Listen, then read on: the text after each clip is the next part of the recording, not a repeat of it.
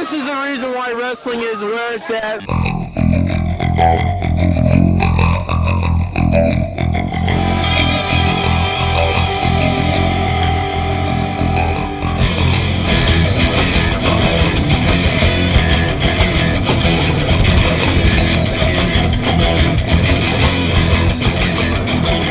Welcome to a very special edition of Wrestling Resource Television. I'm your host, P.L. Myers. We're here at Dream Night 5. This man has been on the show. You see him at the beginning of the show. He needs no introduction, but I will do my best. He is the excellence of execution. He is the one and only Bret the Hitman Hart. Nice to meet you. First of all, welcome to Chicago. Your thoughts on coming to Chicago? You're here at Dream Night 5. As you probably look through the window, you see all your adoring fans here for tonight. Well, you know, Chicago has always been a very special place for me. I think, you know, there's a lot of cities that I had a lot of great moments happen, but I don't know that there's any better than any city that's better than Chicago. And with you, the history of your family is just world renowned. I mean, the Hart family. I mean, you knew when you were growing up that this was going to be your career?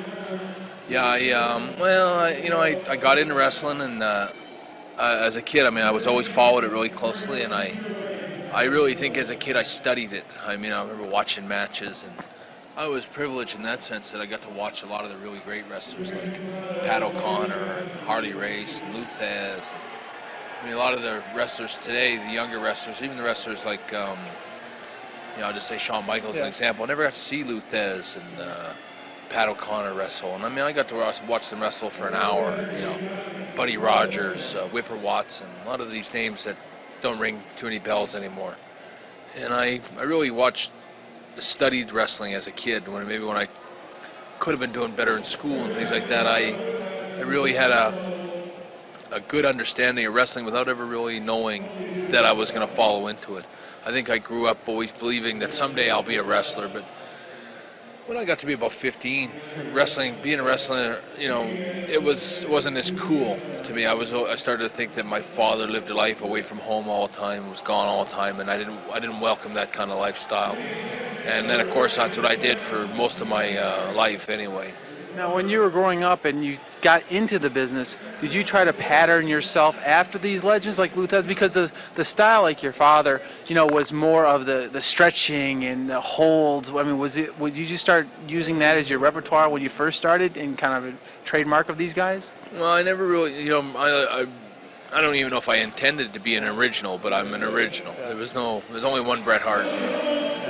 Nobody ever wrestled like me, and nobody ever imitated. Well, there might be guys that imitate me now, but I never tried to pattern myself after anybody. I'm not like Ric Flair trying to be Buddy Rogers, or I was always somebody that was.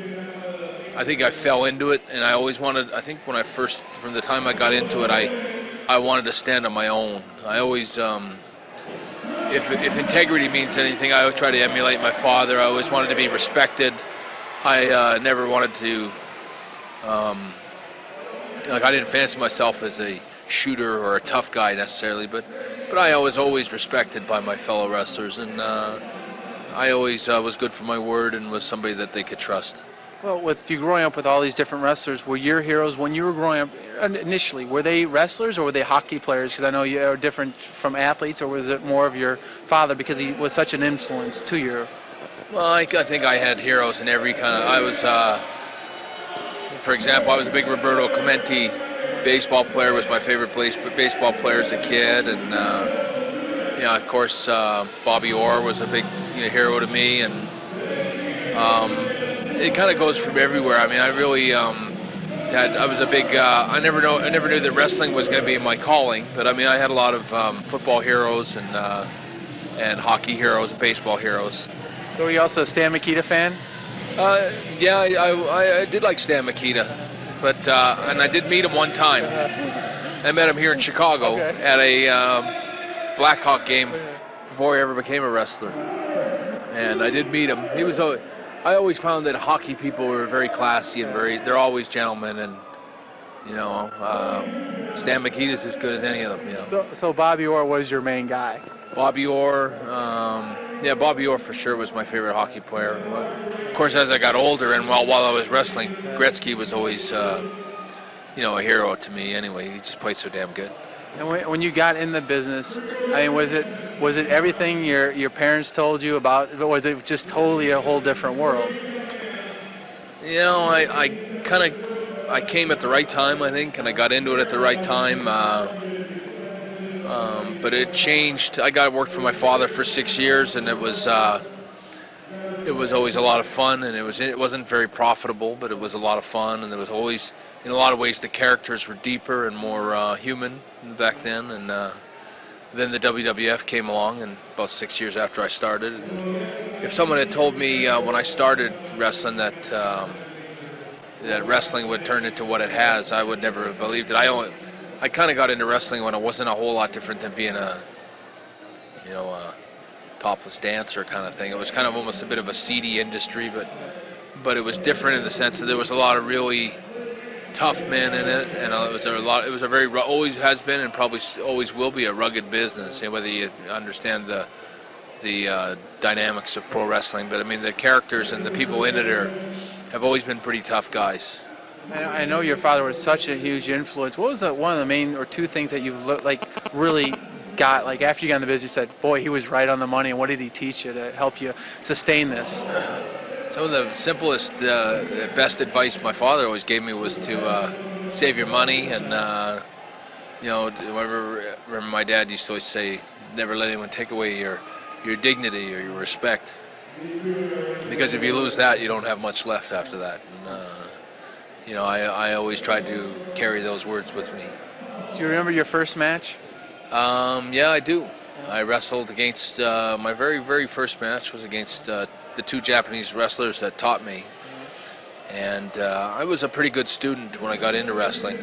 But when I had my first match, I mean, they beat the tar out of me. And I remember I came back from the match, and I think I said this in my DVD, but I actually thought they were mad at me because I'd done so bad, But it turned out that they were really proud of me, and they just gave me what was right out there, and they gave me a good, they pounded the daylights out of me, but it was what the fans would have expected of them with me at that time. When you first started out, I know when you're in a ring and you're working with different nationalities and stuff, and the holds are different names and stuff, was it hard to pick up sometimes? Because wrestling is international, but sometimes, when you're in the ring, it kind of changes on you.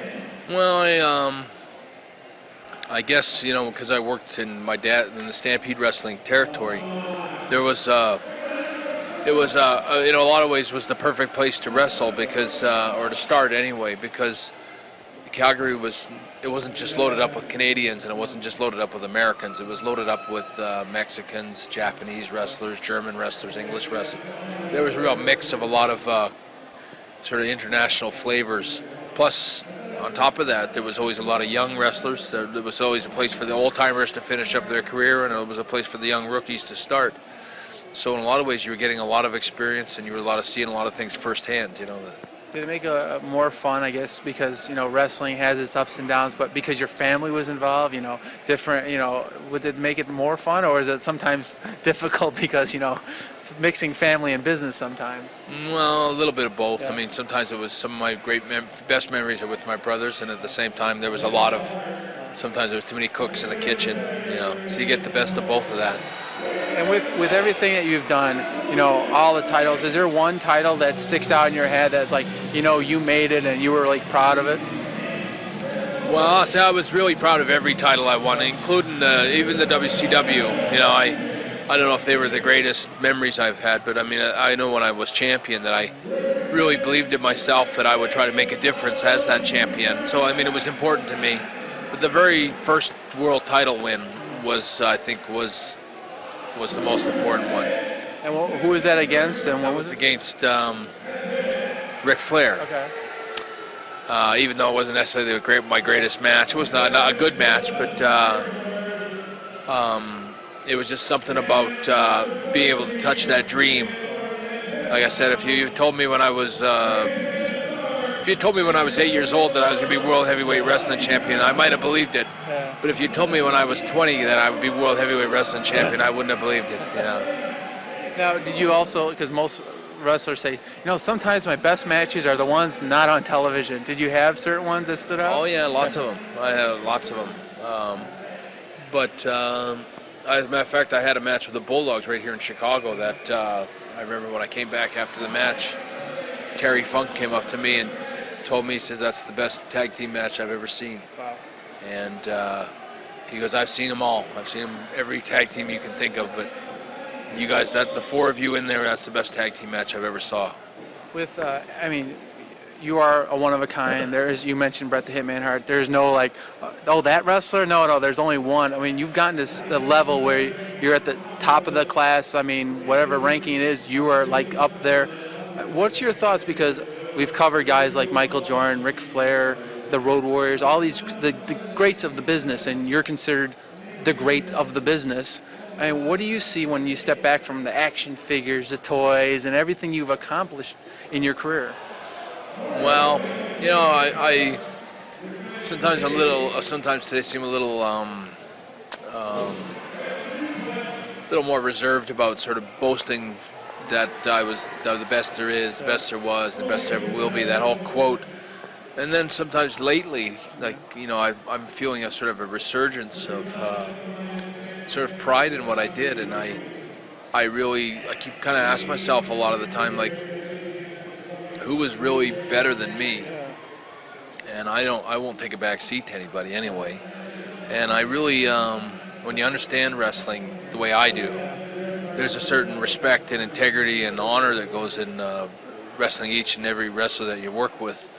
And over a 23-year career, I never injured one wrestler ever. I never, you know, I don't know if I even broke a fingernail or a hangnail on anybody. And I take a lot of pride in that today. And I go, you know, I wish that,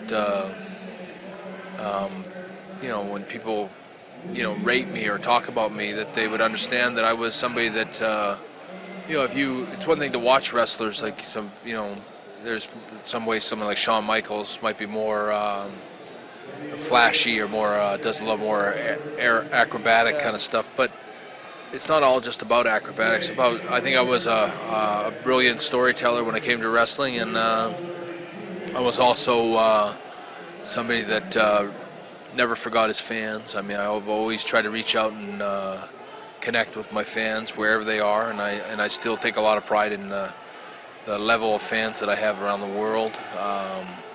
And the fact that I think I was always true to the wrestlers, I was always true to the wrestling, and I was always true to the fans. And sometimes I feel a little funny about trying to brag about how great I was, because wrestling fans, or maybe not wrestling fans, but there's a lot of people that try to, like the media, for example, the first and only wrestler they can really talk about or know about is Hulk Hogan.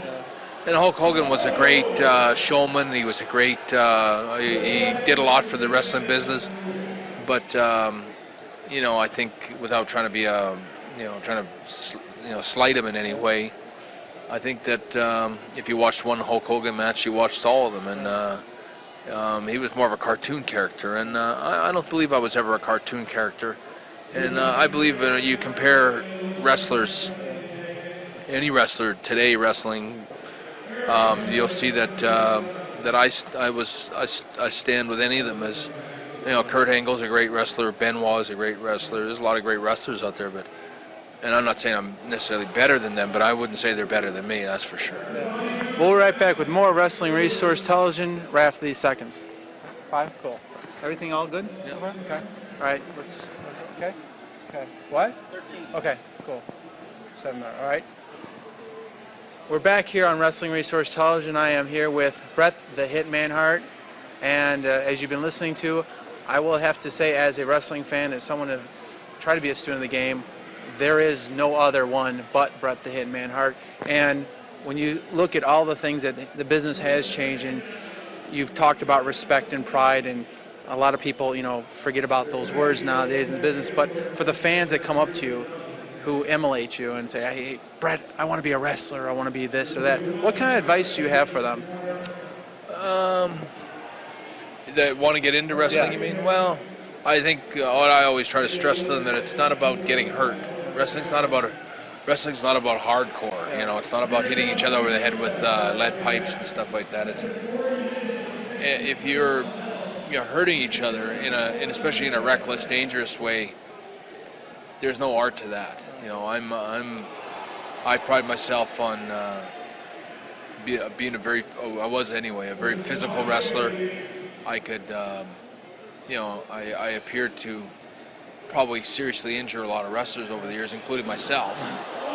But in fact, that's the beauty of what I did. As I was an artist, and I was somebody that made wrestling. I made you suspend your disbelief or your belief all along for 15, 20 minutes and tell this, in a lot of ways, telling a beautiful story with my body. Every bit the same way an actor, acts with lines. I told a story with my body. I was very creative. I came up with a lot of things that I don't think anyone else ever thought of, like reversing a sharpshooter, or even taking a front turnbuckle. I don't know that anyone ever thought of that till I did. But I was always somebody that I think I was always a fan first.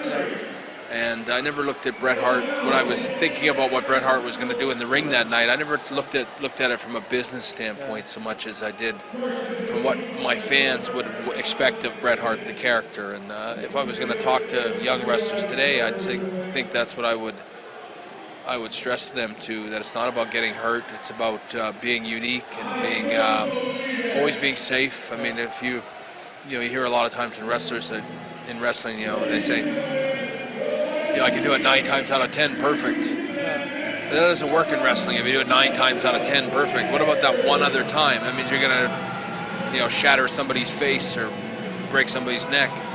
I wish Bill Goldberg had thought of that when he gave me the big boot in the head, and it really basically ended my career. But wrestling's not about getting hurt, and it's about going home to your family, and it's about making a living and respecting the guy you're working with. Well, I think a lot of people respect what you've done. I mean, as far as the honor and dignity that you bring to yourself and the Hart family, and I think the one thing that separates you from most of the guys that you said as far as who could be number one, your connection to the fans. I mean, a guy could be popular, but to have the loyalty where all these people come into line and look for you, and the connection you have to your fans is so special. Yeah, I think certain wrestlers that are like Hulk Hogan's a huge star. It's people still are marveled by the guy, and but he was, like I said, it's kind of a cartoon character, more of a freak show, if that makes any sense. But I think Guy was always very. I'm just the way I am. I mean, I'm Bret Hart. I never tried to be anything but myself after the matches. I didn't. It's not like you knock on my door and I got pink spandex on. But I knocked on your door. They were there. Hung up in the closet. Oh, okay. But one of the people that you knew and I knew was Hawk. What were your fond memories of him? Because he was one of the originators of Dream Night, coming through all the time. I mean, your thoughts, because as I said, it meant a lot for me as a fan and someone in the business when you talked about him at the Hall of Fame. I mean, when you go to Hall of Fame, you think so many people, but to think of this fun stories of a good guy in the business. Hawk was, he was a character. He was a guy that sort of superseded a lot of generations. Hawk could have easily hung around with my dad's era. He was a man's man, though, and the thing about Hawk used to get me, kind of scare me sometimes, is that he would always drag Jim the Anvil out with him, and I knew whenever he did that I was gonna have my work cut out for me the next day, because Hawk was took it to the wall all the time. But as far as stories about Hawk, I mean, I wish the Hart Foundation could have wrestled the Legion of Doom or the Road Warriors a few more times. We had, I think, one match together, and it's a shame. I know that the last time Jim and the Hart Foundation was together as a team, we had been set up for the Hart Foundation to wrestle the Road Warriors of the Legion of Doom, and at the last minute they changed it, and I remember feeling really bad about it, because I really, really knew that there was some magic there that would never get tapped into. And I think at that time it was starting to show, the Legion of Doom was starting to show the first real cracks as a team. And being a tag team in wrestling is tough, because a lot of these teams, almost all of them, with maybe the exception of the Hart Foundation, they room together, they drive together, they fly together, after they're wrestling, they shower together. You see more of your tag partner than you ever will of your wife, and you're together so much that there always starts to become a bit of a clash of personalities, and you just start to grow, wear each other out. And I've seen it happen with the Bulldogs and everyone right down to the even brother teams like the Rougeos. And it happened with the Legion of Doom a little bit in the end. And in respect to that, I mean, they always did manage to put their differences aside and get back together. But there was a certain time when they were just the most powerful name brand tag team there in the history of the business. And I really wanted to tap into that with the Hart Foundation. And I regret that we didn't. One last question, because I know there's quite a bit of fans out there to see you and at Dream Night. What motivates you personally? Because wrestling has its ups and its downs, and what keeps you going? Well, I had a stroke in 2002, which when I remember those times, you never forget it. Anyone that's probably been in a hospital or been in a serious situation with that kind of thing, if you find yourself just praying that you can do the simple things like walk and stand again, and I was lucky. I was blessed with a really good recovery, and I find myself today, after so many of my my own brother Owen and so many of my wrestling friends are no longer with us, and I really count my blessings, and I look at every day now as sort of a gift. You spend the first half of your life, you spend the second half of your life getting over the first half, and I'm looking forward to just sort of enjoying myself now. I like the fact that I wake up now and I don't have anybody kicking me in the head or power slamming me. I don't miss the wrestling. I think when I left, I can honestly say I think I did everything I could think of to do that meant anything to me. I miss the cities and I miss the fans sometimes, and I like to take opportunities like this to get out and see fans, especially on smaller independent wrestling shows. People might not appreciate sometimes, but I mean, I could be at WrestleMania, I think, anytime I wanted, and it's easy for me to walk out in front of 20,000 screaming fans at the Hall of Fame, but it means every bit as much to me to walk out here today and talk to a few hundred or 1,000 people. It's my way of giving back to the young wrestlers that are in the dressing room that are trying to make it, because I know I was there once. Well, we definitely appreciate you coming through Chicago, and it's been an honor and pleasure to talk to you, and I know they're ready for you to get in the ring. So this has been Bret the Hitman Hart. There is only one. Thank you very much. We'll be right back with more Wrestling Resource Television.